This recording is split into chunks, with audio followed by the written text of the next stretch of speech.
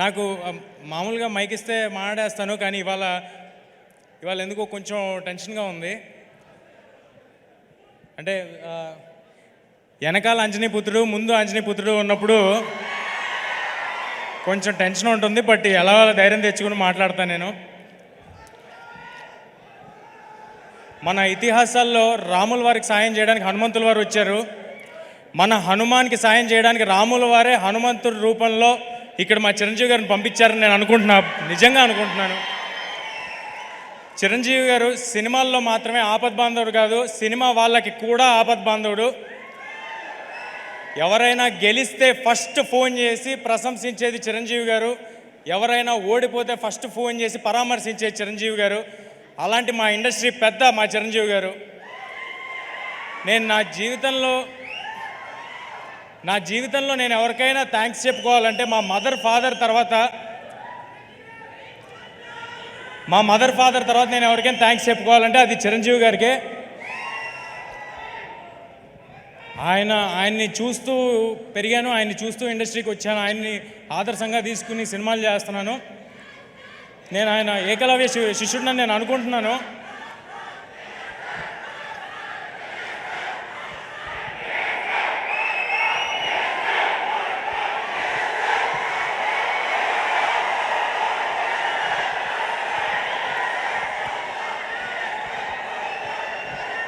చిరంజీవి గారు కానీ నా జీవితంలో లేకపోయి ఉంటే నేను సినిమాల్లో ఉండేవాడిని కాదు, ఇక్కడ ఉండేవాడిని కాదు. నా జీవితంలో అంటే నేను మీలాగే చూడటమే అంతే, అంతకు మించి ఇంకేం లేదు. అందుకే నేను ఏకలవ్య శిష్యుడిని నేను అనుకుంటాను.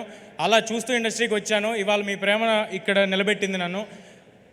సో నా ఉనికికి నా ఉన్నతకి కారణమైన చిరంజీవి గారికి పాదాభివందనం సార్. ఇక్కడికి వచ్చాను.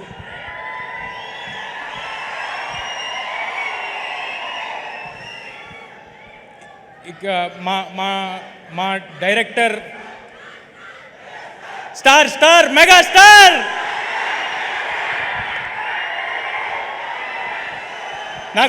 నాకు ఎవరైనా నేను మర్చిపోతున్నా ఇది నా ఈవెంట్ అని, నేను సినిమా గురించి మాట్లాడాలని మర్చిపోతున్నా. నాకు చిరంజీవి గారి గురించి మాట్లాడుతుంటే అలా ఉంటుంది లోపల గుండెల్లో.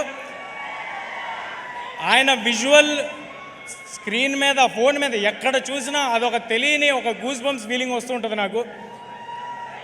నేను జస్ట్ ఒక చైల్డ్ యాక్టర్ అండి, ఏ బ్యాక్గ్రౌండ్ లేకుండా ఎవరో నన్ను చూసి సినిమాలో పెట్టుకుంటే ఆయన ఇంట్లో పిల్లలతో సమానంగా నన్ను చూశారు. 4 సినిమాలు చేశాను. దానికి అది నా లైఫ్ లాంగ్ గుర్తుపెట్టుకుంటాను. ఆ హంబుల్నెస్ నా లైఫ్లో నేను అలవర్చుకోవాలని నేను అనుకుంటాను. ఇక మా డైరెక్టర్ ప్రశాంత్ గారి గురించి మాట్లాడతాను. ఏదైనా సినిమాకి A to Z 1 to 4 ఎవరు అంటే ఒక 4-5 పేర్లు ఉంటాయి. కానీ ఈ సినిమాకి A to Z మాత్రం ప్రశాంత్ వర్మ గారు. ఇది ఆయన కన్న కళ. ఆయన నన్ను ఒక ఆయుధంలా వాడి ఒక రామబాణంలాగా ఇండస్ట్రీలోకి వదిలేరు. I'm very very thankful to Prashanth garu. నేను జాంబిరెడ్డి ఈవెంట్లో సరదాగా ఓ మాట అన్నాను, ఒకళ్ళు హీరో అవుదాం అనుకోవటమే చాలా చాలా కష్టమైన విషయం, కానీ ఒకరిని హీరో చేద్దామని పూనుకున్నాడు మా ప్రశాంత్ వర్మ అన్నాను. ఇప్పుడు చెప్తున్నాను, చిన్న ఎక్స్టెన్షన్. నన్ను ఇవాళ సూపర్ హీరోని చేసి ఇక్కడ నుంచో పెట్టాడు. నేను రామ్ చరణ్ తేజ గారికి రాజమౌళి గారు, రవితేజ గారికి పూరి జగన్నాథ్ గారు, ఈ తేజకి ప్రశాంత్ వర్మ సగర్వంగా చెప్తున్నా.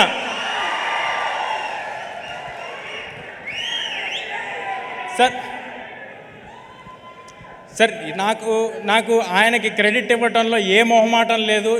నేను ఉత్సవ విగ్రహాన్ని మాత్రమే, మూల విరాట్ మా ప్రశాంత్ వర్మ. ఈ సినిమా మీరు ఏం చూస్తున్నా దానికి రీజన్ మా ప్రశాంత్ వర్మ. ఆయన ఒక కలగన్నాడు, ఆ కళలో ఆయన కన్న కలకి నేను పూర్తిగా నా ప్రాణం పెట్టేసి దాంట్లోకి దిగిపోయాను. కానీ మేమిద్దరం ఉంటే సరిపోదు, దీన్ని నమ్మి మా వెనకాల కొండంత అండగా స్ట్రాంగ్గా నిలబడిపోయిన వ్యక్తి, మాకంటే ఎక్కువ నమ్మిన వ్యక్తి మా ప్రొడ్యూసర్ నిరంజన్ గారు. Sir thanks a lot sir, thanks a lot for your support. మీలాంటి వాళ్ళు బాగుంటే ఏదైనా సినిమా హీరో కోసం హిట్ అవ్వాలి, డైరెక్టర్ కోసం హిట్ అవ్వాలంటూ ఉంటారు. ఈ సినిమా మీకోసం హిట్ అవ్వాలి సార్. మీకోసం హిట్ అయితే మేమందరం బాగుంటాం. ఇలాంటి సినిమాలు చాలా వస్తాయి, ఇలాంటి అంబిషియస్ ప్రాజెక్ట్స్ చాలా వస్తాయి. చాలా పాజిటివ్ పర్సన్ నిరంజన్ గారు. ఈ ప్రైమ్ షో బ్యానర్కి ఈ 2024లో చాలా పెద్ద హిట్ హనుమంతు రావాలని కోరుకుంటున్నాను. ఒక పెద్ద లిస్ట్ రాసుకున్నాను. అందరి పేర్లు చెప్పాలని, మ్యూజిక్ డైరెక్టర్స్, ఎడిటర్స్ అందరి పేర్లు చెప్పాలని. సమయం తక్కువ ఉండటం వల్ల చాలా ఫాస్ట్గా చెప్తాను. ఈ సినిమాలో ఎవరు కూడా ఇది ఒక జాబ్ లాగా అనుకుని వర్క్ చేయలేదండి. అందరూ అహర్నిశలు ప్రాణం పెట్టి సినిమా సక్సెస్ కోసమే వర్క్ చేశారు. కెమెరామ్యాన్ శివేంద్ర గారు, మ్యూజిక్ డైరెక్టర్ హరిగౌర గారు, అనుదీప్ గారు, ఆర్ట్ డైరెక్టర్ నాగేంద్ర గారు, మా పబ్లిసిటీ డిజైనర్ అనంత్ గారు. ఒక 24 అవర్స్ ఉంటే ఏ నిమిషంలో ఫోన్ చేసినా ఫోన్ ఎత్తేవాళ్ళు మా వంశీశేఖర్ గారు మా కోసం నిలబడిపోయారండి స్ట్రాంగ్గా. ఇది మన సినిమా, మనం అందరికీ తెలియపరచాలని నిలబడిపోయారు. మా హ్యాష్ట్యాగ్ మీడియా మనోజ్ అందరూ అహర్నిశలు వేరే పని పెట్టుకోకుండా హనుమాన్ అనే సినిమాని ఎంత గొప్పగా మీ అందరి దగ్గరికి చేర్చాలని నిలబడిపోయారు.